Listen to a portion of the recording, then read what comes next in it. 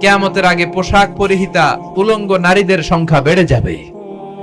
তো কিয়ামতের আগে মারে ভুলে যাবে, মাকে ভুলে গিয়ে স্ত্রীর পেছনে পেছনে দৌড়াবে।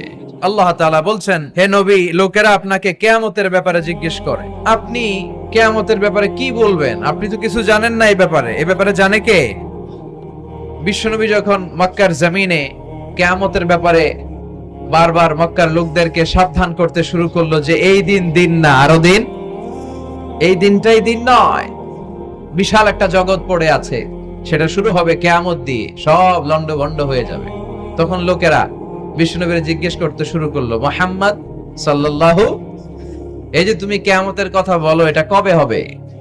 ইয়াসআলুনাকা আনিস সাআতি আইয়ানা মুরসাহা ফীমা আনতা মিন যিকরাহা ইলা রাব্বিকা মুনতাহাহা। সুবহানাল্লাহ।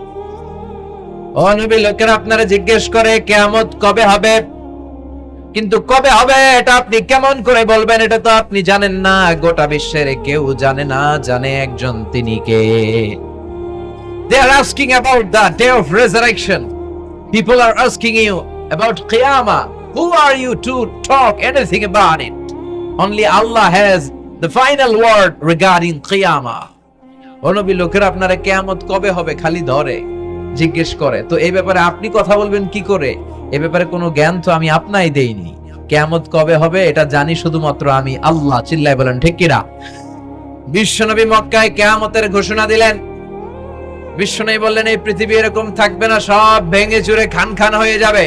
আল কারিআতু মাল কারিআতু ওয়া মা আদরাকা মাল কারিআ। বিকট একটা আওয়াজ হবে, ইসরাফিল যখন সিংহায় ফুৎকার দিবে, গোটা বিশ্বটারে মেসাকার করে দিবে কে? আবার বিশ্বনবী শোনাতে লাগলেন, ইদা জুলজিলাতিল আরদু জিলজালাহা ওয়া আখরাজাতিল আরদু আসফালাহা। বিশ্বনবী বললেন, সেদিন পৃথিবীটা কেঁপে উঠবে, মহা ভূমিকম্প হবে। জমিনের ভেতরে যা আছে, তেলের খনি, গ্যাসের খনি, স্বর্ণের খনি, সবকিছু জমিনটা বমি করে বের করে দিবে। আবার বিশ্বনবী বলতে লাগলেন, ইদা রুজ্জাতিল আরদু রাজ্জাও ওয়া বুসাতিল জিবালু বাসসা। সুবহানাল্লাহ। জমিনটা কেঁপে উঠবে, পাহাড়গুলো ভেঙে চুরে দুমড়ে মুচড়ে যাবে, গোটা বিশ্বটা কেঁপে উঠবে, সাগরের বুকে দাউ দাউ করে আগুন জ্বলবে। সেই দিনটা হচ্ছে কিয়ামতের দিন। বিশ্বনবীর মুখ থেকে বারবার বারবার বারবার এই কিয়ামত কিয়ামত শুনতে শুনতে কাফেরদের মনের ভিতরে ভয় ঢুকে গেছে। কাফেররা মনে মনে কয়, এই মুহাম্মদের তো কোনোদিন মিথ্যা কথা বলতে শুনি নাই। শুনছে? বিশ্বনবী ওনার পুরো জীবনে একটি মিথ্যা কথা বলেছেন, একটি অসত্য কথাও তিনি বলেছেন। ওদের মনের ভিতরে ভয় ঢুকে গেছে, কিরে মুহাম্মদ যা বলে তাই তো হয়। এই যে মুহাম্মদ বারবার বারবার কিয়ামতের কথা বলতেছে, যদি সত্য হয়, যদি, চলো মুহাম্মদের জিজ্ঞেস করি যে এই যে কিয়ামতের কথা তুমি বলো, এটা কবে হবে? সুবহানাল্লাহ পড়বেন না? সবাই এসে জিজ্ঞেস করলো, মুহাম্মদ তুমি তো মিথ্যা বলো না, তুমি সত্যবাদী আর সাদিকাল আমিন, তুমি বলো কিয়ামত হবে, আমাদের জানতে বড় মন চায় কিয়ামত যে হবে, কিয়ামতটা কবে হবে? আল্লাহ তখনই আয়াত নাজিল করে বললেন, নবী ওরা জিজ্ঞেস করে কিয়ামত কবে হবে, কিন্তু আপনি বলবেন কেমনে? বলতে পারে একজন, তিনি কে? ইন্নাস সাআতা লাআতিয়াতুন লা রাইবা ফিহা ওয়ালাকিন্না আকসারান নাসি লা ইউমিনুন। আল্লাহ বললেন কিয়ামতটা হবেই হবে, এতে কোনো সন্দেহ নাই। সন্দেহ আছে নাকি? এটা কিন্তু ঈমানের সাথে সম্পৃক্ত। কিয়ামত যে হবে, আমাদের কারো সন্দেহ আছে? কারো সন্দেহ নাই। কারো কি এমন ক্ষমতা আছে যে কিয়ামতকে আটকায় দিবে? বলেন। পৃথিবীর কোন প্রধানমন্ত্রী, প্রেসিডেন্ট, পুলিশ প্রধান, র্যাবের প্রধান, বিডিআর, সেনাবাহিনী, Donald Trump, Barack Obama, George W Bush, Vladimir Putin, Narendra Modi, পৃথিবীর কেউ এই কিয়ামতকে আটকায় রাখতে পারে? অসম্ভব। কিয়ামত হবেই, কেউ কিয়ামতকে ঠেকায় রাখতে পারবে না। এটা হবে, কিন্তু কবে হবে কেউ জানে না, একজন ছাড়া। তিনি কে? ইন্নাল্লাহা ইনদাহু ইলমুস সাআহ। আল্লাহর কাছে আছে এই কিয়ামতের জ্ঞান, কেউ এই জ্ঞান রাখে না। সাইয়েদনা জিবরাইল বিশ্বনবীকে একবার প্রশ্ন করলেন, ইয়া রাসূলুল্লাহ সাল্লাল্লাহু আলাইহি ওয়াসাল্লাম, মাতা সাআ, এই যে আপনি কিয়ামতের কথা বলেন, এই কিয়ামতটা কখন হবে? বিশ্বনবী বললেন, মাল মাসউলু আনহা বিআ'লামা মিনাস সাইল। ও জিবরাইল, তুমি যেমনি জানো না আমিও জানি না। সুবহানাল্লাহ পড়ে। যারা জিজ্ঞেস করা হয়েছে সে জিজ্ঞাসাকারীর চেয়ে ভালো জানে না, মানে তোমার যা দশা আমারও একই দশা, তুমিও জানো না আমিও জানি না, তো জানে কে? আবার এক সাহাবী বললেন, ইয়া রাসূলুল্লাহ মাতা সাআ, কিয়ামত কবে হবে? বিশ্বনবী কোনো উত্তর না দিয়ে আবার সাহাবীরে প্রশ্ন করলেন, বললেন, ওয়া মাযা আ'দাতা লিস-সাআ, কিয়ামত কবে হবে জানার জন্য পাগল হলে কেন? কিয়ামতের জন্য তুমি কি প্রস্তুত করে রেখেছো? সাহাবী বলে, মা আ'দাতু লাহা শাইআন ইয়া রাসূলুল্লাহ, ইয়া রাসূলুল্লাহ আমি কিয়ামতের জন্য কিছুই প্রস্তুত করতে পারি নাই, ইল্লা আন্নী উহিব্বুল্লাহ ওয়া রাসূলুহু, তবে একটা জিনিস আছে, সেটা কি? সেটা হচ্ছে আমি আল্লাহরে আর আল্লাহর রাসূলরে বড় ভালোবাসি। বিশ্বনবী বললেন, ফা ইন্নাকা মা আমান আহবাবতা, তুমি তো ভালো জিনিসে জোগাড় করেছো, জেনে রাখো তুমি যাদেরকে ভালোবাসো কিয়ামতের দিন জান্নাতে ঢুকে কিয়ামতের পরে জান্নাতে তাদের সাথেই তুমি থাকবা। যার সাথে যার ভালোবাসা তার সাথেই তার জান্নাত। চিল্লায় বলেন ঠিক কি না? তাহলে বোঝা গেল এই কিয়ামত হবেই, এই কিয়ামতরে কেউ ঠেকায় রাখতে পারে না। আর কিয়ামত কবে হবে এটা কেউ জানেও না, এমনকি জিবরাইলও জানতেন না। সাইয়েদনা জিবরাইল, এমনকি বিশ্বনবী মুহাম্মদ রাসূলুল্লাহ সাল্লাল্লাহু আলাইহি ওয়াসাল্লামও জানতেন না। জানে শুধু একজন, তিনি কে? কিন্তু অনেকে দেখবেন ইদানিং কালে বলে ফেলে যে অমুক সালে কিয়ামত। এটা বলার ক্ষমতা আপনারে দিয়েছে কে? এটা তো মিনাল উমুর আল গায়বিয়াত, অদৃশ্যের খবর। অদৃশ্যের খবর তো কেউ জানে না, কে জানে? অদৃশ্যের খবরের ব্যাপারে কিছু বলতে চাওয়া মানে অদৃশ্যের ব্যাপারে হস্তক্ষেপ করা, এটা কুফরি। এজন্য কিয়ামত কবে হবে এক্সাক্ট টাইম এটা আল্লাহ, বিশ্বনবীও জানতেন না। তবে বিশ্বনবী কিয়ামতের কিছু আলামত আমাদের সাথে শেয়ার করেছেন। হাদিসের পরতে পরতে, হাদিসের প্রামাণ্য কিতাবগুলোতে যখন আপনি পড়বেন, চ্যাপ্টারগুলোতে পড়বেন, বিভিন্ন জায়গায়, বিভিন্ন নসিহাতে, বিভিন্ন আলোচনায় বিশ্বনবী মুহাম্মদ রাসূলুল্লাহ তিনি বর্ণনা করেছেন যে কিয়ামতের আগ দিয়ে গোটা বিশ্বের, গোটা পৃথিবীর সামাজিক অবস্থা, রাষ্ট্রীয় অবস্থা, পারিবারিক অবস্থা এরকম হবে। কি কি আলামত বিশ্বনবী বলে গেলেন আমাদের জানার দরকার আছে না নাই? আমরাও কিন্তু অবাক করা কোনো কাণ্ড দেখলে বলে ফেলি এটা কিয়ামতের আলামত। আমরা যদি বেহায়াপনা দেখি, বিশেষ করে ধর্মপ্রাণ মুরব্বী যারা আছে, এরা বেহায়াপনা দেখলে সহ্য করতে পারে না, এরা বলে এগুলো কিয়ামতের আলামত। আছে না নাই? কিয়ামতের আলামত। আমি এরকম দেখেছি যে একটা সন্তান মায়ের পেট থেকে ভূমিষ্ঠ হয়েছে, কিন্তু ওই সন্তানের মাথা দুইটা। তো এগুলো দেখলে আমরা কি বলি? কিয়ামতের আলামত। কিন্তু বিশ্বনবী কিয়ামতের আলামতের ব্যাপারে কি বললেন, আমাদের কি শোনালেন, জানতে মনে চায়? কথা বলেন, শুনতে মনে চায়? আসেন আজকের এই চমৎকার রজনীতে কিয়ামতের আলামতের ব্যাপারে, আলামাতুল কিয়ামা, আশরাতুস সাআ, আস-সুগরা ওয়াল কুবরা, এগুলো আমরা জানার চেষ্টা করি। আপনি বিশ্বনবীর মুখনিসৃত এই বাণীগুলো যদি শুনেন যে কিয়ামতের আলামতের ব্যাপারে বিশ্বনবী কি বলেছে, শুনলে আপনার গা শিহরিয়ে উঠবে। আপনার মনে হবে বিশ্বনবী যেন এই একবিংশ শতাব্দীর দিকে তাকিয়ে তাকিয়ে বলে গিয়েছিলেন। মনে হবে যেন বিশ্বনবী বাংলাদেশের এই পরিবেশটা দেখে দেখে বলেছেন। প্রায় প্রতিটাই আমাদের সমাজের সাথে, আমাদের দেশের সাথে, আমাদের পরিবেশের সাথে খাপ খেয়ে যায়। কিয়ামতের আলামতগুলো দুই ভাগে বিভক্ত। একটু আওয়াজ করে উত্তর দিতে হবে, কয় ভাগ? একটা ছোট আলামত আর একটা বড় আলামত। চিল্লায় বলেন একটা, আরেকটা, আবার বলেন একটা, আরেকটা। বড় আলামত মোট 10টা। কয়টা? আল্লাহর মেহেরবানি 10টার একটাও প্রকাশ পায় নাই, একটাও প্রকাশ পায় নাই। কিন্তু কিয়ামতের ছোট আলামত গুলো অনেকগুলো আলামত, 30, 40, 35 এরকম হয়ে যাবে। এই ছোট আলামত গুলোর বেশিরভাগই আমাদের সমাজে প্রকাশিত হতে শুরু করেছে। যেগুলো হয় নাই এগুলো হওয়ার পথে, বেশিরভাগ সমাজে প্রকাশ পেয়ে গিয়েছে। আশরাতুস সাআ, আস-সুগরা ওয়াল কুবরা। আমরা আজকে কিয়ামতের ছোট আলামত, the minor signs of the day of judgement, কিয়ামত আসার আগ দিয়ে কি কি ছোট আলামত আমাদের সমাজে দেখা যাবে, এগুলো নিয়ে আমরা কিছু কথা শুনবো। আওয়াজ করে পড়েন ইনশাআল্লাহ। উদ্দেশ্য হচ্ছে এগুলো জেনে আমরা সচেতন হব। কি হব? আমরা আখিরাতের ব্যাপারে সচেতন হব। এবং নিজেদেরকে গড়বো এবং আমলের পরিমাণ এমন ভাবে বাড়াবো যাতে আমাদের আখিরাতটা সুন্দর হয়, ঠিক কিনা? অনেকেরই এই ইখলাস জিনিসটার খুব অভাব, এটা নাই, এটার ঘাটতি। আমরা আল্লাহর কাছে কামনা করি, আল্লাহ তুমি আমাদের হৃদয় ইখলাস দিয়ে পরিপূর্ণ করো। আল্লাহুম্মা রযুকনা ইখলাস, আল্লাহ তুমি আমাদেরকে ইখলাসকে রিজিক হিসেবে দাও। এই ইখলাসের নামে কোরআনে একটা সূরা আছে না নাই? সূরার নাম কি? কুল হুয়াল্লাহু আল্লাহুস লাম ইয়ালিদ ওয়া লাম ইয়াকুল লাহু। এখানে আল্লাহ তাওহীদের কথা বলেছেন, ইখলাসের কথা বলেছেন। এজন্য আমরা যেন ইখলাসের সাথে শুনি, ইখলাসের সাথে আমল করি। আল্লাহ তুমি তৌফিক দাও। বিশ্বনবী কিয়ামতের ছোট আলামতের ব্যাপারে যা যা বললেন সেগুলো যদি আমরা ধারাবাহিকভাবে শুনতে চাই, তাহলে প্রথমেই যে আলামতটার কথা বলতে হবে সেটা হচ্ছে বিআসাতু রাসূলিল্লাহি সাল্লাল্লাহু আলাইহি ওয়াসাল্লাম। বিশ্বনবীর এই পৃথিবীতে, এই ধরাতে আগমনটাই হচ্ছে কিয়ামতের সর্বপ্রথম আলামত।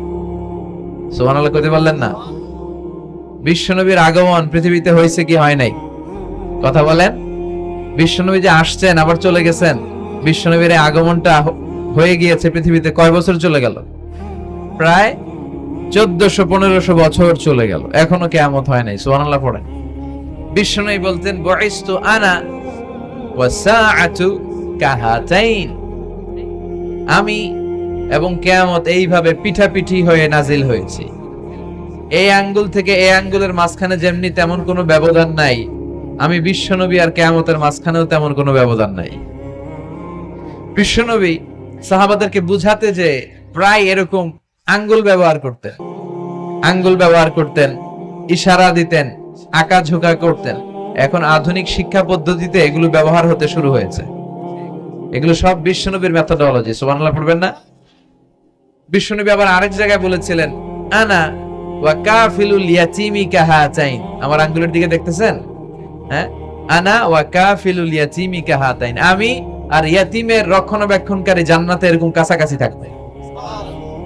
এই দুই আঙ্গুল যেমনি কাছাকাছি, আমি আর ইয়াতীমের রক্ষণাবেক্ষণকারী এরকম জান্নাতে থাকবো কাছাকাছি। আমরা এখন রক্ষণাবেক্ষণ করব কি? ইয়াতীমের সম্পদ লুণ্ঠনের ক্ষেত্রে আমরা এক নাম্বার। চিল্লায় এখন ঠিক কিনা? ইয়াতীমের মাথায় হাত বুলিয়ে দিলে আল্লাহ খুশি হয়ে যায়। ইয়াতীমদেরকে ভালোবাসলে আল্লাহ তারে ভালোবাসে। ইয়াতীমের জন্য দান সদকা করলে তার মর্যাদা বাড়ায় দেয় কে? আমাদের এলাকাগুলোতে ইয়াতীমখানা নাই? আমাদের সমাজে ইয়াতীম আছে না নাই? তার বাবা নাই, তার মা নাই, ইয়াতীম। আপনি তার ঘরে খাবার পৌঁছে দেন, আপনার আব্বার কবরটারে জান্নাতে টুকরা বানায় দিবে কে? ইয়াতীম মিসকিনদেরকে সহায়তা করবেন, দান সদকা ওইখানে করবেন। ওইদিকে টাকা না দিয়ে মাজারে যে টাকা দেয় এরকম লোক আছে না নাই? মাজারে টাকা দেওয়া যাবে অপ্রয়োজনে? মাজারে কেন টাকা দিবেন? ওখানে একজন লোক শুয়ে আছে, পড়ে আছে, উনার টাকা লাগবে? টাকা লাগবে আমগো জীবিত যারা আছে আমাদের। কথা কন। গরিব, দুস্থ, সুবিধা বঞ্চিত মানুষ যারা আছে তাদের টাকা লাগবে। এজন্য মাজারে যে মানত করা যাবে, মানত করতে হবে একজনের নামে চিৎকার করে বলেন তিনি কে? অনেকে দেখবেন মাজারে যে মোমবাতি দিয়ে আসে, আগরবাতি দিয়ে আসে, হ্যাঁ, কাপড় দিয়ে আসে, ছাগল দিয়ে আসে, মুরগি দিয়ে আসে, গরু দিয়ে আসে, আছে না নাই? দেখবেন মাজারে আবার মশারিও দিয়ে রাখে, আছে না নাই? যিনি শুয়ে আছে ওনার কি মশায় কামড়ায়? তো উনি যদি মশার কামড় থেকে নিজের বাঁচাইতে না পারে, উনি আমগরে বাঁচাবে কি? কথা বলেন। আবার দেখবেন অনেক ড্রাইভার অনেক মাজারের পাশ দিয়ে যখন যায় সে গাড়ি স্লো করে ফেলে। ড্রাইভারকে জিজ্ঞেস করেন যে তুমি স্লো করলা কেন? সে বলে এখানে বাবার মাজার, বাবা অনেক গরম। গাড়ি উল্টায়া দিবার পারে। কি করতে পারে? আচ্ছা, গাড়ি উল্টালে কি হয়? দুর্ঘটনা হয়, মানুষ মারা যায়। যারা মানুষ মারে এরা কি বাবা নাকি ডাকাত? তো এ কেমন আল্লাহর ওলি, সে মানুষ মেরে ফেলে। আপনি একটু আকল খাটালে আপনি বুঝতে পারবেন যে এগুলোর সাথে ইসলামের কোনো সম্পর্ক নাই। ইসলাম শিখায় চাইতে হবে একজনের কাছে। ইদা সালতা ফাসআলিল্লাহ, ফরিয়াদ করবা তো কার কাছে করব? চাইতে হবে কার কাছে? ছেলে চান কে দিবে? মেয়ে চান কে দিবে? ছেলে মেয়ে দুইটা চান কে দিবে? ব্যবসায় সফল হতে চান কে দিবে? জান্নাতি হতে চান কে দিবে? আল্লাহ ছাড়া কেউ কিছু দিতে পারে? বিশ্বনবী মুহাম্মদ রাসূলুল্লাহ সাল্লাল্লাহু আলাইহি সাল্লাম কি আমাদের কিছু দিতে পারে? এজন্য ওনার কবরে যেও চাওয়া যায় না, ওনারে সালাম দেওয়া যায়। ওখানে যে বিশ্বনবীকে সালাতু সালাম পাঠানো যায়, কিন্তু বিশ্বনবীরে বলা যায় না, ইয়া রাসূলুল্লাহ আমার একটা মেয়ে দেন, আমার একটা ছেলে দেন, ইয়া রাসূলুল্লাহ আমার নির্বাচনে পাশ করাইয়া দেন। এখন নির্বাচন আসছে নতুন না, প্রায় দেখি অ্যানাউন্সমেন্ট চলতেছে কাউন্সিলর নির্বাচন। তো বিশ্বনবীর কবরের সামনে দাঁড়িয়েও চাওয়া যায় না। তো বিশ্বনবীর কবরের সামনে দাঁড়িয়ে কিছু চাইলে সৌদি পুলিশ হাতের মধ্যে লাঠি দিয়ে বাড়ি মারে,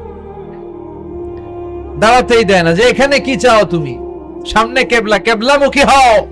এই বিশ্বনবী যার কাছে যাইতেন তার কাছে যাও, তিনি ছাড়া কিচ্ছু করার ক্ষমতা গোটা বিশ্বে কারণ হয়। আল্লাহর ধনভাণ্ডার কত বিশাল! তিনি আমাদের সবাইকে যদি জান্নাতুল ফেরদাউস দিয়ে দেয়, ওনার জান্নাতের মধ্যে ঠেলাঠেলি হবে তো না? কথা কন। বিশ্বনবী 8টা জান্নাতের যে স্টেজ, এই 8টার সবগুলাই থাকবে না, উনি থাকবে জান্নাতুল ফেরদাউস। নবী থাকবে একটাই, আমরা আরেকটাই। এটা সম্ভব? অন্য কোন জান্নাত দিয়ে আমাদের বুঝ দেওয়া যাবে? আমরা আল্লাহর কাছে বলবো, আল্লাহ আমগো নবী যেদিকে, আমরা থাকবো বিশ্বনবী থাকবে জান্নাতুল ফেরদাউস, আমরাও থাকবো ফেরদাউস ইনশাআল্লাহ। পড়েন, এত বিশাল জান্নাত, কোন ধাক্কা ধাক্কি নাই। জান্নাতের এক একটা দরজা চিনেন তো না? বিশ্বনবী যখন জান্নাতের দরজার বর্ণনা দিচ্ছেন, বিশ্বনবী বলছেন ইন্নাল মিসরাআইন মিন মাসারি'আল জান্নাহ মা বাইনা মাক্কাহ ওয়া হাজার। ও সাহাবারা, জান্নাতের দরজাগুলো কত বড়, শোনো শোনো। বিশ্বনবী বললেন সৌদি আরবের মক্কা শহর থেকে বাহরাইনের হাজার শহর যত লম্বা, জান্নাতের এক একটা দরজা তত লম্বা। তার মানে এক এক ধাক্কায় কয়েকশো কোটি লোক জান্নাতে ঢুকে যাবে। তো ওই জান্নাতে আমরা সবাই যদি ফেরদাউসে থাকি, আল্লাহর কোনো ঘাটতি আছে? ওই আল্লাহরে থইয়া মাজারে যায়, ওই আল্লাহরে না ডেকে বাবারে ডাকে, ওই আল্লাহর কাছে না যেয়ে মাজারে যেয়ে লাল সালু দিয়ে আসে। দেখবেন যে লোকটা মাজারে মশারি দেয়, ওর বাবার ডেঙ্গু রোগ, ওর মারে মশাই কামড়ায়, ওর বাবারে মশাই কামড়ায়। বাপ মার কাছে যায় না। বাপ মা যে কত বড় পীর সাহেব, গোটা বিশ্বের পীর সাহেবরা যদি একটা দোয়া করে আর বাবা মা যদি আরেক পাশে দোয়া করে, বাবা মার দোয়া আগে আগে কবুল হয়ে যাবে। এজন্য চাইতে হবে একজনের কাছে, তিনি কে? বিশ্বনবী যখন বুঝাতেন, মাঝে মাঝে হাতের ইশারায় বুঝাতেন। সুবহানাল্লাহ পড়েন। বিশ্বনবী যখন বুঝাতেন, মাঝে মাঝে প্রশ্ন করে বুঝাতেন, মাঝে মাঝে প্রশ্ন করে বুঝাতেন। He used to throw question to the audience. শ্রোতাদেরকে প্রশ্ন ছুড়ে দিতেন। প্রশ্ন ছুড়ে দিলে কি লাভ জানেন? শ্রোতারা ভাবতে শুরু করে উত্তরটা কি। যখন উত্তরটা করতে পারে না, তখন বিশ্বনবী উত্তর বলে দিতেন। যখন উত্তর করতে যে ঠেকে যায় একটা ঠেকা ঠেকা ভাব, তখন যখন উত্তরটা জানা হয়, ওই উত্তর আর ভোলা হয় না। কথা বলেন। বিশ্বনবী সাহাবাদেরকে প্রশ্ন করলেন, ইন্না মিনাশ শাজারাতি শাজারাতুন লা ইয়াসকুতু ওয়ারাকুহা। ও সাহাবারা, গাছের মধ্যে, বৃক্ষলতার মধ্যে এমন একটা বৃক্ষ আছে, এমন একটা গাছ আছে, যেই গাছের কোনো পাতা ঝরে না। মাসালুহা কামাসালুল মুমিন। ওই গাছের দৃষ্টান্ত মুমিনের দৃষ্টান্তের মতো। বলো তো, হাদিসুনি মা হিয়া, দেখি তোমরা পারো কিনা ওই গাছটা কি? কেউ পারে না। কেউ বলে ওই গাছ, কেউ বলে মরুভূমির ওই ক্যাকটাস গাছ, কেউ বলে ওই গুলমলতা, কেউ বলে ওইটা, কেউ বলতে পারে না। বিষ্ণু বললেন কারোটা হয়নি। ইন্নাহা নাখলা, এটা হলো খেজুর গাছ। সাহাবারা ভাবসারে খেজুর গাছ তো প্রত্যেক ঘরের পিছনে পিছনে, এটা ধরছে নাকি? ধরলে তো কঠিনটাই ধরবে। এজন্য সাহাবাদের প্রত্যেক বাড়ির পাশে খেজুর গাছ। ওইদিকে মন যায় না, মন কাছে দূরে, দেখি তো কোন গাছ, খুঁজে পায় না। সুবহানাল্লাহ পড়েন। এই যে বিশ্বনবীর শিখানোর পদ্ধতি, education system, how to teach the children, আপনি ছাত্রদেরকে কিভাবে পড়াবেন, এটা বিশ্বনবী হাতে কলমে আমাদেরকে শিখিয়ে গিয়েছে। ওই মজলিসে আব্দুল্লাহ ইবনে উমর রাদিয়াল্লাহু আনহু আর ওনার বাবা উমরে ফারুক দুইজনই উপস্থিত ছিলেন। বাড়িতে যাওয়ার পরে ছোট্ট আব্দুল্লাহ ইবনে উমর সাইয়েদনা উমরে ফারুককে বলেন, আব্বা, বিশ্বনবী যে আজকে প্রশ্নটা করছিল, আমি কিন্তু উত্তর জানতাম। সুবহানাল্লাহ কইবেন না? উমরে ফারুক বললেন, বলো কি, তুমি জানতা যেটা খেজুর গাছ? আব্দুল্লাহ ইবনে উমর বলে, না আমি আবি, হ্যাঁ আমি জানতাম। তো বললা না কেন? তুমি যদি আজকে উত্তর দিতে পারতা, তাহলে আরবরা লাল কপালের উট পেলে অনেক খুশি হয়ে যায়।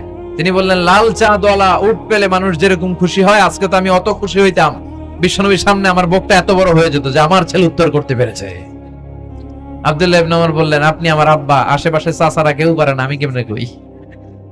সুবহানাল্লাহ কইবেন না? দেখেন বিশ্বনবীর শিখানোর কত চমৎকার পদ্ধতি। তো সে পদ্ধতির অংশ হিসেবে বিশ্বনবী এরকম আঙ্গুল দিয়ে ইঙ্গিত করতেন আর বলতেন, আনা ওয়া কাফিলুল ইয়াতীমি কাহাতাইন, আমি এবং ইয়াতীমের যত্ন যারা করে তারা জান্নাতে একসাথে এইভাবে থাকবো। আবার কিয়ামতের বর্ণনা দিতে যে বিশ্বনবী বললেন, আনা ওয়া সাআতু কাহাতাইন, আমি আর কিয়ামত এরকম পিঠাপিঠি, আমার আর এই দুইটা আঙ্গুলের মাঝখানে যেমনি তেমন ব্যবধান নাই, আমি আর কিয়ামতের মাঝখানেও তেমন ব্যবধান নাই। চিল্লায় পড়েন আল্লাহু আকবার। তাহলে বিশ্বনবীর ঘোষণা অনুযায়ী কিয়ামতের প্রথম আলামত হচ্ছে বিশ্বনবীর স্বয়ং আগমন। এটা হয়েছে কি হয় নাই? এরা হতে হেলে দুলে নুরানি তনু কে আসে হায়, সারা দুনিয়ার হেরে মেরে পর্দা খুলে খুলে যায়, সে যে আমার কামলিওয়ালা কামলিওয়ালা, তার ভাবে বিভোল রাঙা পায়ের তলে, পর্বত জঙ্গল টল মল টলে, খুরমা খেজুর বাদাম জাফরানি ফুল, ঝড়ে ঝড়ে যায় সে যে আমার কামলিওয়ালা কামলিওয়ালা। সুবহানাল্লাহ পড়েন। এই কামলিওয়ালা নবীর আগমনটাই কিয়ামতের প্রথম আলামত। তাহলে প্রথম আলামত আমরা পাইছি কি পাই নাই? পেয়ে গেলাম। এরপরে বিষ্ণু বলেছেন, যুহুর কাসরাতিল ফিতান বিআনওয়াইহা, কিয়ামতের আগ দিয়ে সমাজে ফিতনা ফাসাদ বেড়ে যাবে। পারিবারিক ফিতনা আমাদের আছে না নাই? সামাজিক ফিতনা, একটু আওয়াজ করে উত্তর দিবেন। রাষ্ট্রীয় ফিতনা, নারী ঘটিত ফিতনা, খালি ফিতনা আর ফিতনা। আপনি যেদিকে তাকাবেন ওইদিকে ফিতনা। আপনি চাইলেও আপনার ঈমান বাঁচাতে পারছেন না। আমরা চাই আমার চোখটা হেফাজত করব, পারছি না। ইউটিউবে ঢুকলাম, জাকির নায়েকের লেকচার শুনবো, ইউটিউবে ঢুকলাম, শায়েখ সুদাইসের তেলাওয়াত শুনবো, ওদিকে তেলাওয়াত বাজে আর নিচে সাজেস্টেড ল্যাংটা ভিডিও আছে না নাই? কই যাব আমরা? এইভাবে বাঁচাবো আমাদের চোখ? ভাই অশ্লীলতা দেখে ডানে তাকায়, দেখি ওদিকে অশ্লীলতা,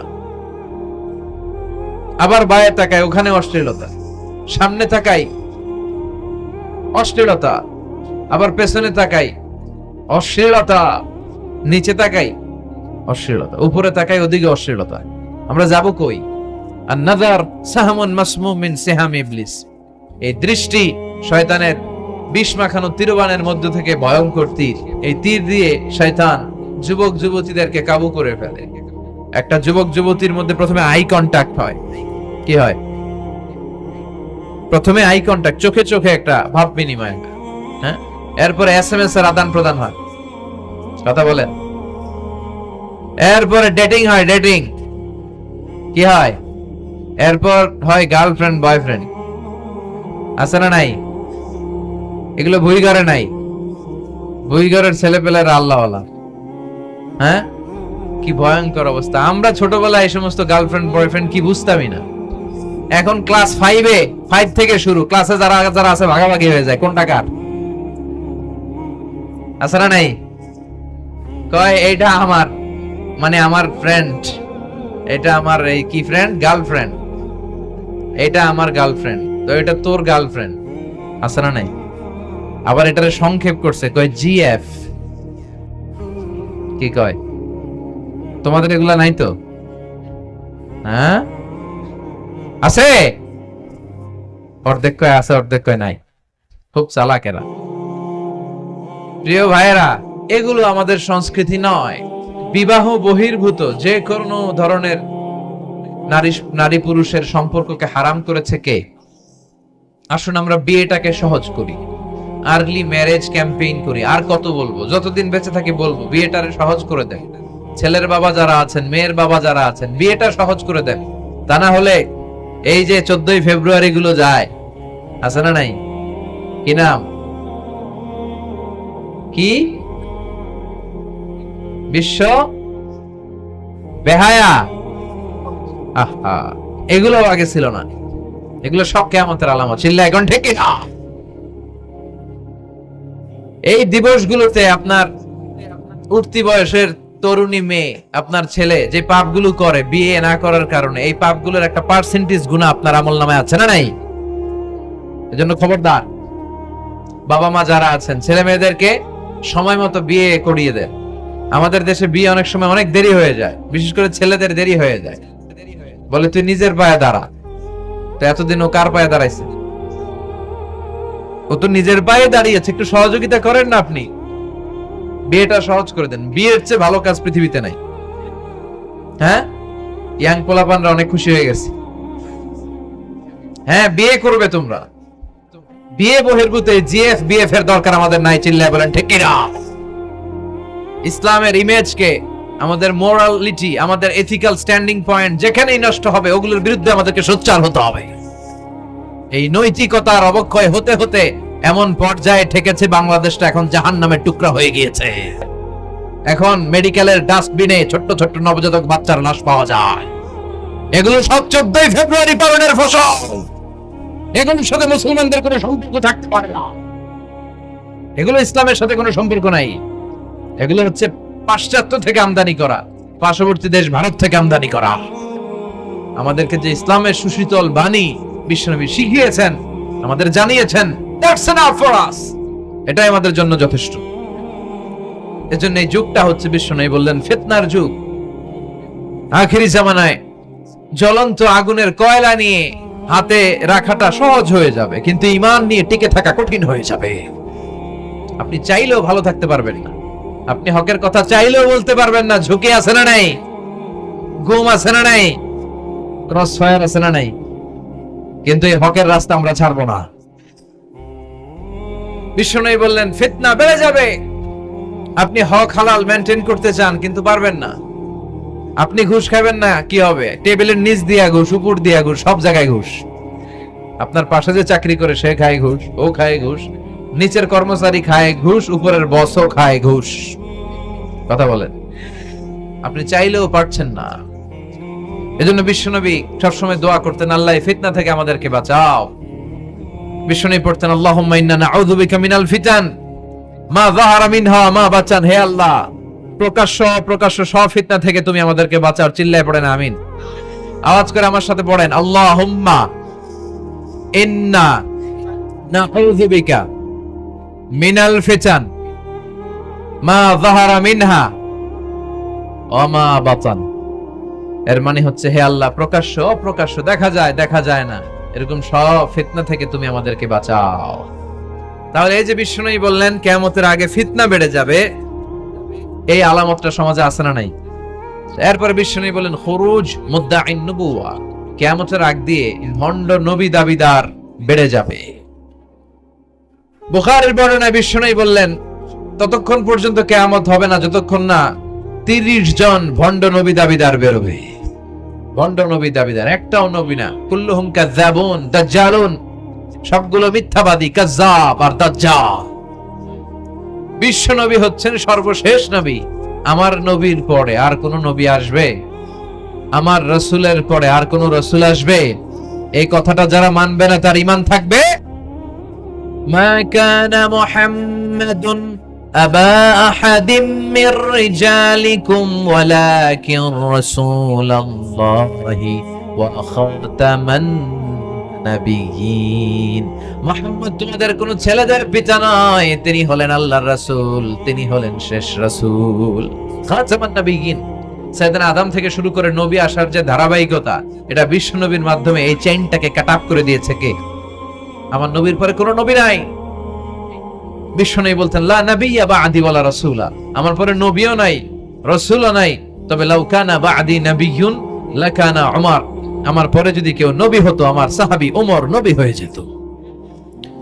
প্রভু তুমি বলেছ রাসূল দেবে না, বলনি দেবে না ওমর, বলনি দেবে না হামজা তারিক, খালিদ বিজয়ী সমর। প্রভু তুমি বলেছ রাসূল দেবে না, বলনি দেবে না ওমর, বলনি দেবে না হামজা তারিক, খালিদ বিজয়ী সমর। প্রভু তুমি বলেছ রাসূল দেবে না। সুবহানাল্লাহ পড়েন। ওমর ফারুক নবী হয়ে যেত, এমন কোয়ালিটি ছিল। আসাদুহুম ফি আমরিল্লাহি উমর, আল্লাহর আইন বাস্তবায়নের ক্ষেত্রে গোটা বিশ্বের মধ্যে সবচেয়ে শক্ত ছিলেন সাইয়েদনা ওমর। আর এই উম্মতের মধ্যে সবচেয়ে নরম দিলের ছিলেন সাইয়েদনা আবু বকর। আরহাম উম্মতি বি উম্মতি আবু বকর। তিনি যখন নামাজে দাঁড়াতেন, সালাতে দাঁড়াতেন, উনি যখন তেলাওয়াত শুরু করতেন, ওনার কান্নার আওয়াজে তেলাওয়াতের আওয়াজ বোঝা যেত না। আর আমাদের নামাজে কান্না আসে? হ্যাঁ, নামাজে দাঁড়াইলে সারাদিন যেটা মনে পড়ে না ওটা নামাজে দাঁড়াইলে মনে পড়ে, আছে না নাই? নামাজে দাঁড়ায় আবার বিপিএল এ কি হইলো ওই টেনশন আছে না নাই? নামাজে পড়ে আবার মাশরাফি কি আউট, এখন তো আবার উনি কি এমপি না, মাননীয় এমপি মাশরাফি। এমপি বললে কেমন জানে লাগে, শুধু মাশরাফি বলতে ভালো লাগে, কথা কন।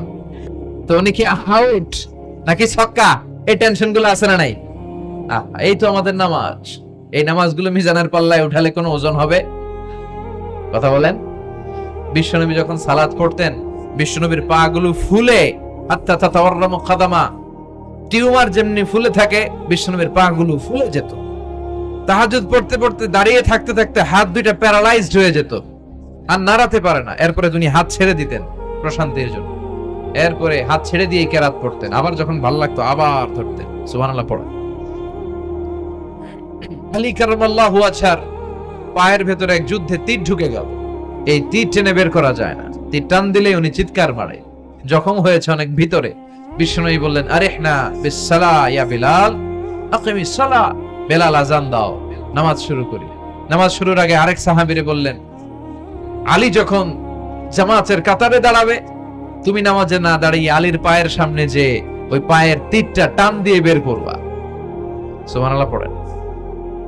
একামত হলো, বিশ্বনবী সালাত শুরু করলেন। বিশ্বনবীর কথা অনুযায়ী ওই সাহাবী যে আলী কাররামাল্লাহু ওয়াজহার পা থেকে টান দিয়ে তীরটা বের করে নিয়ে আসলেন, ফিনকি দিয়ে রক্ত বের হলো, জায়গাটা রক্তে সয়লাম, কিন্তু সাইয়েদনা আলী কাররামাল্লাহু ওয়াজহা টেরই পায় নাই। সালাত শেষ, উনি দেখেন পায়ের মধ্যে তীর নাই, রক্তের সয়লাব, যেখানে দাঁড়ালেন ওখানেই খালি রক্ত। বিশ্বনবীরে বললেন, ও নবী আমার পায়ের তীর কই? বিশ্বনবী বললেন, আলী রে, আমি জানি তুমি যখন যায় নামাজের জন্য দাঁড়িয়ে যাও, দিন দুনিয়ার হুঁশ তোমার থাকে না, তোমার হৃদয়টা এখানে থাকে না, দেহটা এখানে থাকে, হৃদয়টা চলে যায় আল্লাহর আরশের উপরে। সাহাবারা যখন মরুভূমিতে নামাজ পড়তেন, মরুভূমির পাখিগুলো এসে সাহাবাদের মাথার উপরে বসে যেত। পাখিগুলো মনে করতো এগুলো মরুভূমির খেজুর গাছটা হবে, কি হবে, কারণ নড়ে চড়ে না তো, আমাদের মতো এরকম দাড়ি চুলকা না, এরকম জামা ঠিক করে না, দাঁড়াইছে তো দাঁড়াইছেই। সুবহানাল্লাহ পড়েন। তো ইবাদতে এরকম আন্তরিকতা, একাগ্রতার দরকার আছে না নাই? বিশ্বনবীর পরে কোন নবী হবে না, কিন্তু বিশ্বনবী বললেন কিয়ামত আগে এরকম অনেক ভণ্ড নবী দাবিদার বের হবে। বিশ্বনবীর সময়কালেই এক ভণ্ড নবী দাবিদার বের হয়েছিল, ওর নাম হচ্ছে মুসাইলামাতুল কাযযাব। এসে বলে, মুহাম্মদ আন-নবুওয়া নিসফুন লাকা ওয়া নিসফুন লি, তুমি একা নবী নও, নবুয়ত অর্ধেক তোমার অর্ধেক আমার, আমারটা আমারে বুঝায় দাও। বিষ্ণু বললেন, তোরে বুঝায় দেব, আনতা লাস্তা মুসাইলামা ফাকাত, আনতা মুসাইলামাতুল কাযযাব, আজ থেকে তুই শুধু মুসাইলামা না, তুই ভণ্ড মুসাইলামা, তুই মিথ্যাবাদী মুসাইলামা। বিশ্বনবীর পরে এরকম আলজেরিয়াতে অনেক ভণ্ড নবী দাবিদার বের হয়েছে। এই যে ভারতবর্ষের ইন্ডিয়া পাকিস্তান, এখানে পাঞ্জাব একটা এলাকা আছে, নাম শুনছেন? গোলাম মির্জা গোলাম আহমদ কাদিয়ানি, এই বেয়াদবটাও নবুয়ত দাবি করেছে। নাউজুবিল্লাহ পড়তে পারলেন না? সে প্রথমে দাবি করছে আমি শেষ নবী, এরপরে সে দাবি করছে আমি ইমাম মাহাদি, এরপর সে দাবি করছে আমি ঈসা আল মাসিহ। এই ভণ্ডটার অনুসারী বাংলার জমিনে আছে না নাই? এদেরকে রাষ্ট্রীয়ভাবে কাফের হিসেবে আখ্যা দেওয়ার দরকার আছে না নাই? এত আন্দোলন হয়, এত কথা হয়, কিন্তু সরকারের টনক নড়ে না। এদেরকে রাষ্ট্রীয়ভাবে কাফের হিসেবে ঘোষণা দিতে হবে, সার্কুলার জারি করে চিল্লায় বলেন ঠিক কি নয়? এরা মুসলমান নয়, কারণ আপনি শুধু লা ইলাহা মানলেই মুসলমান হতে পারবেন না, মুমিন হতে পারবেন না। বিশ্বনবীর উপর সাক্ষী দেওয়ার দরকার আছে না নাই? বিশ্বনবী শেষ নবী, ওনার পরে কোনো নবীও আসবে না, কোনো রাসূলও আসবে না, চিল্লায় বলেন ঠিক কি না? এই বেয়াদবটা পায়খানা করতে যায় টাঙ্কি ভাঙ্গা গুয়ের টাঙ্কিতে পড়ে মরছে, শত শত বছরের ময়লা পায়খানাটার মধ্যে জমা, গু খাইতে খাইতে পেটটা হয়েছে এত বড়, আর পারে না। আল্লাহকে খা, জনমের খাওয়া। নবীরা যেখানে মারা যায়, নবীরা নিজে পবিত্র, যেখানে মরে ওই জায়গাটাও, কিন্তু বেয়াদবটা কই মরছে? বাথরুমের টাঙ্কির ভিতর। তো মেথর নিয়ে আসা হয়েছে, মেথর ভাইরা এসে রশি দিয়ে ওটারে উঠায়, কিছু দূর ওঠার পরে এত ওজন, রশি টসি ভাঙ্গা আবার ধস করে পড়ে, আবার উঠায়, আবার পরে আল্লাহকে জনমের মতো ঘু খাইয়া নে। বিষ্ণুর সাথে বেয়াদবি করেছিস, তোর ইজ্জতের 12টা আমি বাজায় দিলাম। চিল্লা এখন ঠিক কিনা? যারাই বিষ্ণুবীর সম্মান নিয়ে ঝিনিমিনি খেলেছে তাদের রেহাই দুনিয়াতেও নাই, আখেরাতেও নাই। এই মুসাইলামা দুনিয়াতেই অপমানিত হয়েছিল। সে বিশ্বনবীকে নকল করত, কপি করত, বেয়াদবি করত, স্পর্ধা দেখাতো। বিশ্বনবী কোন গাছের মধ্যে হাত লাগালে ওই গাছের ফলন বেড়ে যেত। সে বলতো আমি নবী। তার এলাকার লোকেরা বলে তাহলে বিশ্বনবী মুহাম্মদের মতো তুমি আমাদের এলাকার গাছে হাত লাগাও। সে কোন গাছে হাত লাগাইলে ওই গাছের সব ফল মরে যেত। বিশ্বনবী কোন লোনা পানির কুয়ার ভেতরে অজু করে কুলির পানি ফেললে ওই লোনা পানির কুয়া মিঠা পানির কুয়াতে পরিণত হতো। আর এই বদমাসটা যদি মিঠা পানির কোন কুয়ার মধ্যে কুলি ফেলাইতো, ওইটা লোনা পানির কুয়া হয়ে যেত। বিশ্বনবী মদিনাতে আসার পরে মদিনার নিউ বর্ন বেবিদেরকে বিশ্বনবীর কাছে নিয়ে আসা হতো। বিশ্বনবী তাদেরকে তাহনিক করাতেন। তাহনিক মানে খেজুর হালকা একটু খেয়ে বিশ্বনবী লালা লাগিয়ে বিশ্বনবীর লালা মোবারকটাই বাচ্চার ঠোঁটের মধ্যে বিশ্বনবী লাগিয়ে দিতেন। এখন বিশ্বনবী নাই, আলেমদের কাছে যাবেন, খতিব এলাকার বড় খতিব হুজুরের কাছে যাবেন, হাফেজ সাহেব হুজুরের কাছে যাবেন। হুজুর মধু খেয়ে বাচ্চার মুখে লাগাই দিবে। উনি যে সবসময় কোরআন পড়েন, ওনার সিনাতে যে কোরআন, ওইটার বরকত আছে না নাই? বিশ্বনবী তাহানিক করতেন, খেজুর খেয়ে ওই লালা মিশ্রিত খেজুর বাচ্চার মুখে লাগিয়ে দিতেন আর বাচ্চার মাথায় হাত বুলিয়ে দিতেন। মদিনার যে সমস্ত নবজাতক বাচ্চাদের মাথায় লেগেছে, বাচ্চাদের মাথার চুল বড় করে দিয়েছে কে? সেও বিশ্বনবীর মতো অ্যাক্টিং করত। তার কাছে নবজাতক বাচ্চা নিলে সেও তাহানিক করত। তাহানিক করার সাথে সাথে বাচ্চা বমি শুরু করে দিত। আর মাথায় হাত লাগায় দিলে মাথার চুল বাড়াতো, বড় কথা আজীবনে বাচ্চাগুলো টাক মাথা থাকতো। তার মানে বেয়াদবির পরিণাম, অপমান দুনিয়া থেকেই শুরু হয়ে যায়। তো বিশ্বনবী বললেন এই ভণ্ডদের আবির্ভাব শুরু হবে। আমাদের এই সমাজে ভণ্ড আছে না নেই? দুদেল বান্দা কালমা চোর, না পায় শ্মশান না পায় ঘোর, দিন থাকিতে আয়রে পথে ছাইড়া দে ভণ্ডামি। ভণ্ডামি ভণ্ডামি ভণ্ডামি ছাইড়া দে ভণ্ডামি। নামাজ কালাম পড়ে না, ইবলিস শয়তানের নানা। আসলে এরকম ইসলামের লেবাস লাগায়, দাড়ি রাখে, চুল বড় রাখে, জট পাকায় রাখে, রোজা নাই, নামাজ নাই, পরিচ্ছন্নতা নাই, আতর নাই, গোসল নাই। আছে না নাই? এরকম ভণ্ড পীর আছে না নাই? হক্কানি পীর যারা, তাদের বিরুদ্ধে আমার কোনো কথা নাই, কারণ এদেশে অনেক লক্ষ লক্ষ হিন্দুরা এই হক্কানি পীরদের হাতে হাত রেখে কালিমা পড়ে মুসলমান হয়েছে। তাদেরকে আমরা সাপোর্ট করি। আমাদের বিরুদ্ধাচারণ আর হুঙ্কার হচ্ছে ভণ্ডদের বিরুদ্ধে। এই দেশে এত ভণ্ড পীর, এই দেশে যত ভণ্ড পীর আছে অনেক দেশের জনসংখ্যাও এত নাই। কথা বলেন, অনেক ভণ্ড পীর আছে সারা বছর নাকি গোসল করে না, বছরে করে একবার, ওই গোসলের পানি মুরিদরা খায় সব সাবার। আছে না নাই? এগুলোর সাথে আমাদের কোনো সম্পর্ক। বিশ্বনবী বললেন এরকম ভণ্ডদের আবির্ভাব সমাজে হবে কিয়ামতের আগে। এই আলামতটা সমাজে আছে না নাই? দেখেন বিশ্বনবী যাই বললেন অক্ষরে অক্ষরে মিলে যায়। এরপরে বিশ্বনবী ফরমান কাসরাতুল হারাজ, কিয়ামতের আগে হারাজ বেড়ে যাবে। সাহাবারা বললেন ওমাল হারাজ ইয়া রাসূলুল্লাহ, হে নবী হারাজ কি? বিশ্বনবী বললেন হাদা হুয়াল হারাজ, মারামারি, কোপাকুপি, যুদ্ধ। আছে না নাই? আমরা কি যুদ্ধ চাই? যুদ্ধ নয় আরে যুদ্ধ নয়, নয় আর কোন তাজালা, সেই পৃথিবী আমাদের সকল মানুষের হোক নিরাপদ আবাস। সেই পৃথিবী আমাদের সকল মানুষের হোক নিরাপদ আবাস। We don't want to see any war in the whole world. We don't want to see any war in the whole world. আমরা কোনো যুদ্ধ দেখতে চাই না, মারামারি দেখতে চাই না, অন্যায় হত্যাকাণ্ড বিচার বহির্ভূত কোন হত্যাকাণ্ড আমরা দেশে দেখতে চাই না। বিশ্বনবী বললেন কিয়ামতের আগে এগুলো বেড়ে যাবে।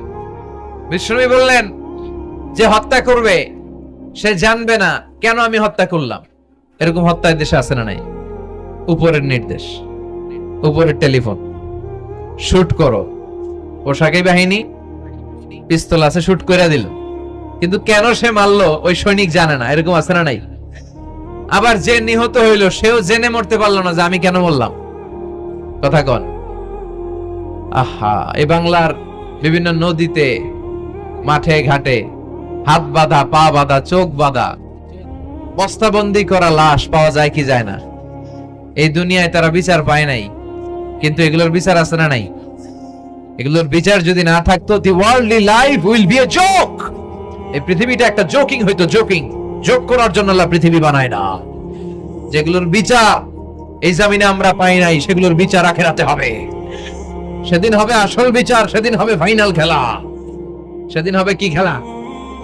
বিশ্বাস হয়? অপেক্ষা আছে না নাই?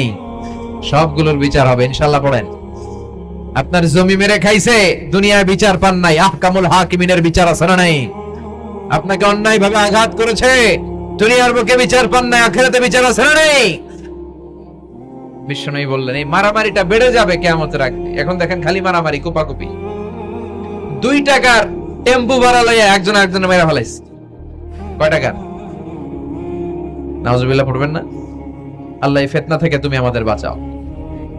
এরপর বিশ্বনবী বললেন দিয়াউল আমানা, কিয়ামতের আগ দিয়ে আমানতের খেয়ানত হবে। এটা আমাদের সমাজে আছে না নাই?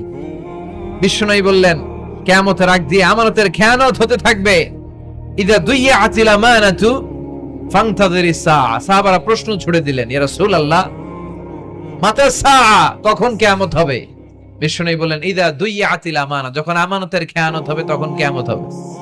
সাহাবীরা আবার প্রশ্ন ছুড়লেন, কাইফা ইদাআতুহা ইয়া রাসূলুল্লাহ, হে নবী আমানতের খেয়ানত কেমন করে হবে? বিশ্বনবী বললেন ইদা উসিদাল আমরু ইলা গায়রি আহলিহি ফান্তাযিরিস সাআ, যে লোকটা যেই চেয়ারে বসার যোগ্য নয়, তাকে যখন ওই চেয়ারে বসিয়ে দেওয়া হবে তখনই কিয়ামত হয়ে যাবে। এরকম আমানতের খেয়ানত তো ভুইরে নাই।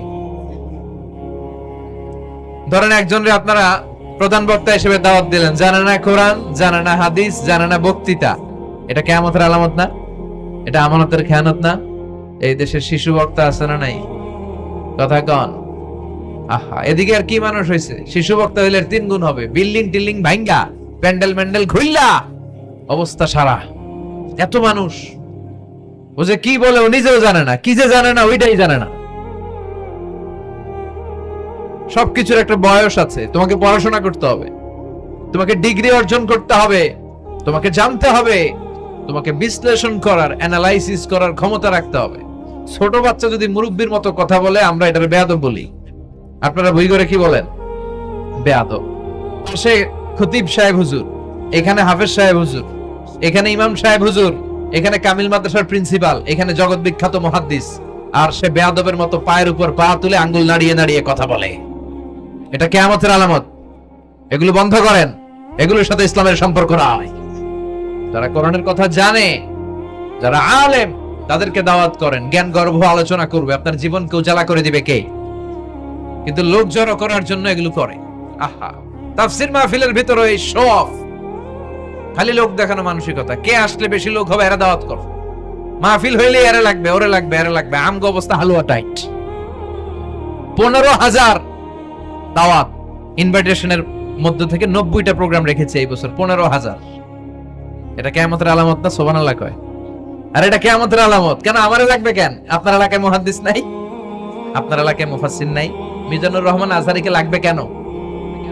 মিজানুর রহমান আজহারী যেখানে সুযোগ হবে 2-4 জায়গায় প্রোগ্রাম করবে। এখন তো ইউটিউবে সব দেখা যায় যে এত চ্যানেল, অনেক মাহফিলে এত শ্রোতাও নাই।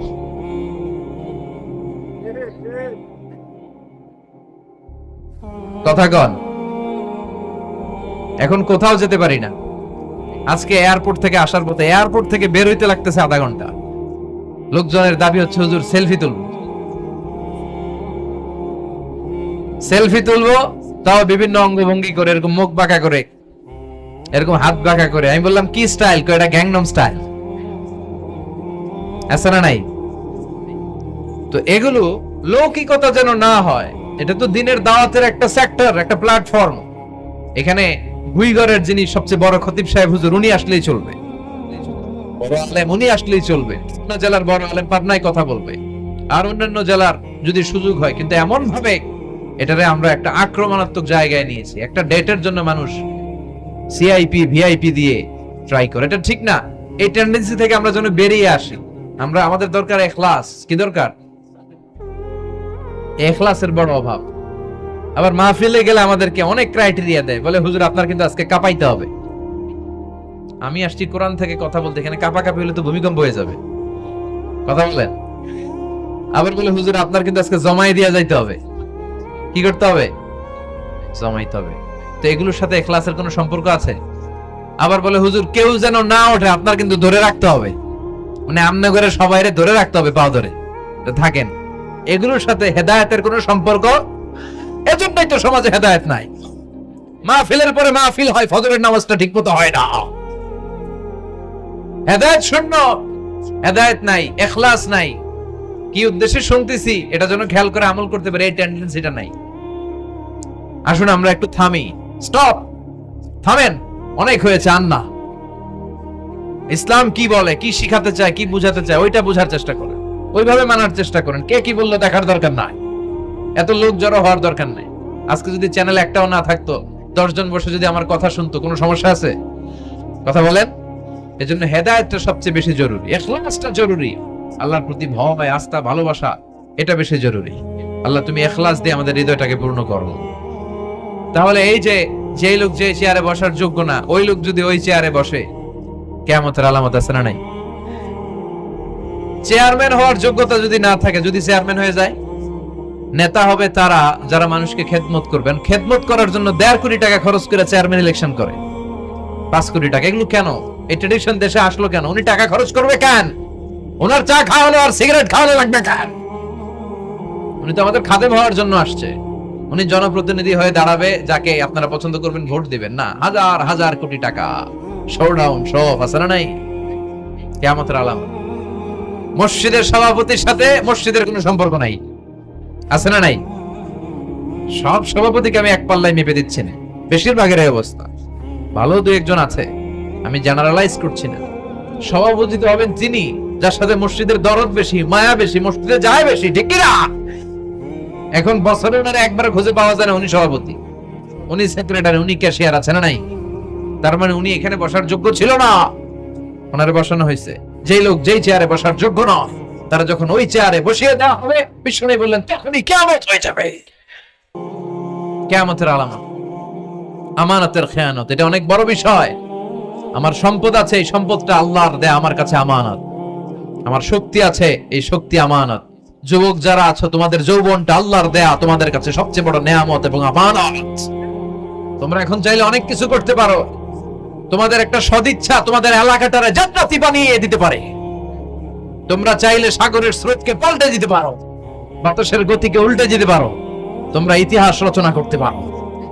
বিশ্বনবী যখন তোমাদের মতো যুবক ছিল, তিনি হালাফুল ফুদুল যুব সংঘ করেছেন।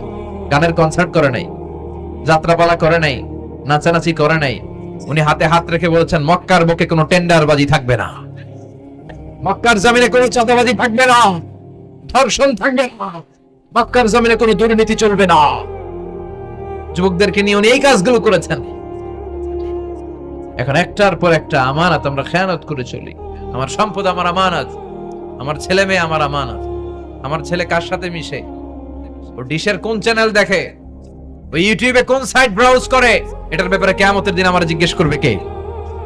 কারণ এটা আমানত। যিনি চেয়ারম্যান, পুরো ইউনিয়ন পরিষদ তার কাঁধে আমানত। যিনি এমপি, ওনার এলাকায় কি ঘটে না ঘটে এটা খোঁজ খবর নেওয়া তার আমানত।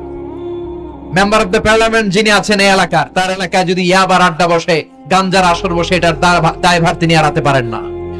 তার এলাকায় ধর্ষণ হলে এটার দায়ভার তিনি এড়াতে পারেন না। এটা তো আমানত। যিনি মন্ত্রী, পুরো মন্ত্রণালয় এটা তার কাঁধে আমানত। যিনি মাননীয় প্রধানমন্ত্রী, আমার 56,000 বর্গ মাইলের প্রতিটা ইঞ্চি মাটি তার হাতে আমানত। এটা অনেক বড় বিষয়। আর মুমিনের বৈশিষ্ট্য হচ্ছে ওয়াল্লাযীনা হুম লিআমানাতিহিম ওয়া আহদিহিম রাউন।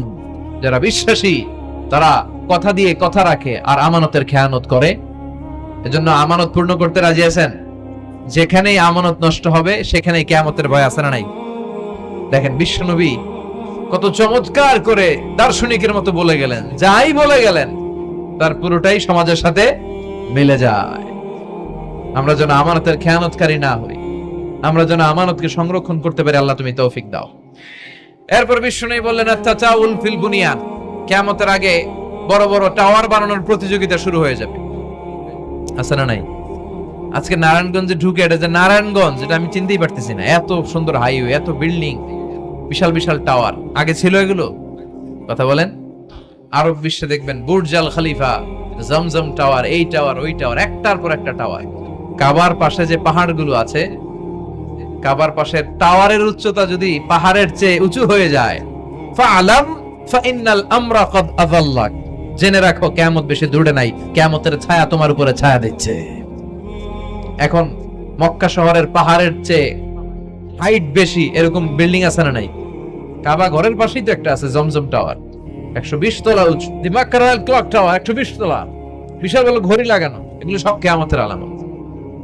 ওর 5 তলা। ইসমাইলরে দেখতে গেলেন, অনেক দিন পরে দেখতে গেলেন। ওই দিন বাড়িতে সাইয়েদনা ইসমাইল বাড়িতে নাই, বনে গিয়েছে শিকার করার জন্য। বাড়িতে সাইয়েদনা ইসমাইলের বিবি সাইয়েদনা ইব্রাহিম ঘরের দরজার বাইরে থেকে সালাম দিয়ে বললেন, আসসালামু আলাইকুম। ভেতর থেকে কর্কশ গলায় একটা মেয়ে সালামের উত্তর দিয়ে বলল, ওয়া আলাইকাস সালাম। গলার মধ্যে কোনো মায়া নাই, মোহব্বত নাই। জিজ্ঞেস করলো সাইয়েদনা ইব্রাহিম, মা কেমন আছো? কাইফা হালুকি ইয়া উম্মি। মেয়েটা কয়, বেশি সুবিধার না। তোমাদের খাওয়া দাওয়া কেমন চলে? ভালো না। তোমার জামাই কই? বনে গেছে। এবার মেয়েটা বলতেছে, আমনে কেডা? সাইয়েদনা ইব্রাহিম বলে, আমি কে চিনবা না? ইদা জাআ যাওজুকা মিনাল গাবা, স্বামী যখন বন থেকে ফিরবে, ফাকরাই আলাইহিস সালাম, তোমার স্বামীর একটা সালাম দিবা। ওয়া মুরিহি আন ইগাইরা আতাবাতা বাবিহি, আর বলবা ঘরের দরজার চৌকাটটা যেন তোমার স্বামী পাল্টে দেয়। এই কথা বলে বুখারীর বর্ণনা। কিসের হাদিস? বুখারীর হাদিস। ইব্রাহিম চলে গেলেন। ইসমাইল আসার পরে বিবি বলতে আরম্ভ করছে, দুপুরবেলা একটা বুড়া আইছিল। বুড়া কে আইছিল? সাইয়েদনা ইসমাইল বলে, কোন বুড়া আসছে? কি বলছে? বিবি বলে, আপনারে সালাম বলছে। ওয়া আলাইকুমুস সালাম। আর কি বলেছে? আর বলছে ঘরের দরজার চৌকাট যেন আপনি পাল্টে ফেলেন। এই কথা বলার পরে সাইয়েদনা ইসমাইল চিৎকার দিয়ে বলে, ও কি করলি তুই? নিজের কপাল পুড়লি, নিজের কপালে নিজে কুড়াল মারলি। ও মিয়া, চোর বোঝে চোরের সিগনাল, পুলিশ বোঝে পুলিশের সিগনাল, নবী বোঝে নবীর সিগনাল, ঠিক কিনা? সাইয়েদনা ইব্রাহিম যা বলছে ইসমাইল আলাইহিস সালাম ধরে ফেলছে। ডেকে বললে, এটা বুড়া না, এটা তোর শ্বশুর, এইটা আমার বাবা ইব্রাহিম খলিল। আমার বাবা যা বলেছে, সিগন্যালটা তো গ্রিন সিগন্যাল না, এটা তো রেড সিগন্যাল, এটা তো বিপদ সংকেত। আমার বাবা যা বলেছে এর মানে হলো তোরে যেন আমি তালাক দেই। Get out, get out, I divorced you. তোরে তালাক দিয়ে দিলাম, বাবার খুশির জন্য তালাক দিয়ে দিস। আপনার আব্বাও যদি আপনার বউরে এমনি তালাক দিয়ে ফেলতে বলে, দিবেন নাকি? আবার দিয়া ফেলেন, দিয়েন না, মুসিবত আছে। আপনার বাবাও বাবা, সাইয়েদনা ইসমাইলের বাবা, ইব্রাহিমও বাবা, ঠিক কিনা? সাইয়েদনা ইব্রাহিম মন গড়া কথা বলতেন না, আকাশ থেকে ওহী আসলে বলতেন। এই জন্য আপনার বাবা যদি বলে বউরে তালাক দিয়েন না, খবরদার। বাবারও বুঝাইবেন, বউরেও বুঝাইবেন, ঘরে সংলাপ করবেন, সমঝোতা করবেন। আমাকে দুই নেত্রী সংলাপ করে না তো কি হয়েছে, আমরা সংলাপ করব, ঠিক কিনা? ঘরে ঘরে আমরা সংলাপ শুরু করব, মিলাই দিবেন, হ্যাঁ, বুঝাই দিবেন, বাবারও বুঝাবেন, বউরেও বুঝাবেন। তালাক দেওয়ার ইসলামী যে সিস্টেম, এটাকেও মেনটেন করলে পৃথিবীতে কোনো তালাকই থাকবে না। ডিভোর্স রেট একেবারে কমে যাবে। এখন ঘরে ঘরে তালাক, ঠিক কিনা? তালাক দেওয়ার সিস্টেম হচ্ছে পঞ্চম স্টেপে যে তালাক, পঞ্চম ধাপে। প্রথম ধাপ হচ্ছে ফাইযুহুন্না, বউয়ের সাথে ঝগড়া হইলে ফাইযুহুন্না, বউরে কক্সবাজার বেড়াইতে নিয়ে যাও, বসুন্ধরায় শপিং করে দিবা, নানির লইয়া ঘুরতে যাবেন, যমুনা ফিউচার পার্কে নানিরে বেনারসি শাড়ি কিনা দিবেন, কসমেটিক্স এর বক্স কিনা দিবেন। এই জন্য বললো ফাইযুহুন্না, বেপরদায় চললে ওয়াজ করবেন, নসিহত করবেন। এই জন্য বউয়ের সাথে যদি ঝগড়া হয় তালাক না, ইসলাম প্রথমে বলছে ফাইযুহুন্না, ওয়াজ করেন, বুঝান, ঘুরতে নিয়ে যান, শাড়ি কিনে দেন। এতেও যদি লাভ না হয়, ওয়াহজুরুহুন্না ফিল মাদাজি, বিছানা আলাদা করেন, বউ থাকবে এক ঘরে, আপনি থাকবেন আরেক ঘরে। হয়তো এই বিচ্ছেদের কারণে ভুল বোঝাবুঝি ভেঙে যাবে, স্ত্রী ফিরে আসবে, ঠিক কিনা? এতেও কাজ হয় না। তারপরে আল্লাহ বললেন ওয়াদ্রিবুহুন্না, এবার একটু শাসন করেন। ঘুরতে নিলেন, কাজ হয় না। শাড়ি কিনা দিলেন, কাজ হয় না। রোম আলাদা করলেন, এরপরও কাজ হয় না। এরপর ওয়াদ্রিবুহুন্না, শাসন করেন। অনেকে এটার অর্থ করে বউরে পিটাও না, পিটানো না। বিশ্বনবী কোনোদিন বউয়ের গায়ে হাত দেয় নাই, ঠিক কিনা? এই ওয়াদ্রিবুহুন্নার শাব্দিক অর্থ হলো পিটাও, কিন্তু পারিভাষিক অর্থ হলো স্ত্রীকে একটু শাসন করো। মুফাসসিররা এই আয়াতের তাফসীর করতে যে হয়রান হয়ে গেছে। অনেকে বলছে ছোট্ট কাঠি দিয়ে পিটাও, আর বলে এই কথা শোনো না কেন, দুইটা বাচ্চা হয়ে গেছে, তিনটা সন্তান হয়েছে, এখন সংসার ভাঙতে চাও কেন? অনেক মুফাসসির বলে মেসওয়াক দিয়ে বাড়ি মারো আস্তে আস্তে। অনেক মুফাসসির কয় কোল বালিশ দিয়ে পিটাও যাতে হাত পা না ভাঙে। ঠিক কি না? ওয়াদরিবুহুন্না, শাসন করো, শাসনও যখন কাজ হয় না, তারপরে আল্লাহ বললেন ফাবাআসু হাকামাম মিন আহলিহি হাকামাম মিন আহলিহা, উভয় পক্ষের মুরব্বীরা বসবে, মিলায় দেওয়ার চেষ্টা করবে। এত কাজ হয় না, 4টা স্টেপ শেষ, 5ম স্টেপে তালাক। তাও রাগের ছোট যে আমরা বলে দিই 3 তালাক 22 তালাক, এভাবে না। তালাক 2 ধরনের, তালাক সুন্নি, তালাক আল বেদঈ। একটা সুন্নতি তালাক আর একটা বেদাতি তালাক। বেদাতি তালাক দেয়া যাবে না, সুন্নতি তালাক দিবেন। মানে প্রতি মাসে একটা, আপনার বউয়ের যখন মাসিক হয় না, যখন পিরিয়ড হয় না, আপনার বউ যখন সুস্থ আছে, ক্লিন আছে, তখন এক তালাক। 1 মাসের মধ্যে ফিরে আনার সুযোগ আছে না নাই? 1 মাস পরে দিবেন দ্বিতীয় তালাক, 2য় মাসেও ফিরে আনার সুযোগ আছে না নাই? ঘরে রাখবেন, হয়তো বিবিরে দেখে আপনার মনে ভালোবাসা জমবে, বিবির মন নরম হয়ে যাবে, বিবিকে ফিরে আনা যাবে। 3য় মাসে 3 তালাক যখন দিবেন, আর ফিরে আনার সুযোগ নাই। এটাকে বলে আত-তালাক আল বাইন আল বাইনুনা। এরপরে আর ফিরে আনার সুযোগ নাই। এই প্রসিডিউর গুলো যদি মেনটেন করেন, তালাক হবে, তালাক হওয়ার সুযোগ আছে। এজন্য এগুলো মেনটেন করে তালাক দিবেন, ডিভোর্স রেট কমে যাবে। ওমরে ফারুকের জামানায় এক লোক তার স্ত্রীকে 100 তালাক দিছে। কয় তালাক? এরকম ডাকাত বাংলাদেশও আছে না নাই? 100 তালাক দিছে। এখন ওয়াইফ যে ওমরে ফারুককে বিচার দিছে, ওমরে ফারুক বললো তোমার হাজবেন্ডকে ডেকে আন। ডেকে আনা হলো, কিরে কয় তালাক দিছস? কয় 100 তালাক। দিবি 3 তালাক, 100 তালাক দিছস কেন? কয় মেজাজ গরম আছিল। ওমরে ফারুক বলে ঠিক আছে, বিচার হলো 3 তালাকে তোর বউ তালাক, বাকি 97 তালাক এখন তোর পিঠে পড়বে। সুবহানাল্লাহ পড়েন। এরকম যদি মাইট দেওয়া যাইতো জায়গা মতো, সব তালাক বন্ধ হয়ে যেত। চিল্লায় বলেন ঠিক কি না? এজন্য আপনার বাবা যদি বলে ও বাবা তোর বউরে তালাক দে, তালাক দিবেন না, বুঝাবেন। বাবারেও বুঝান, বউরেও বুঝান, বরকত দিবে কে?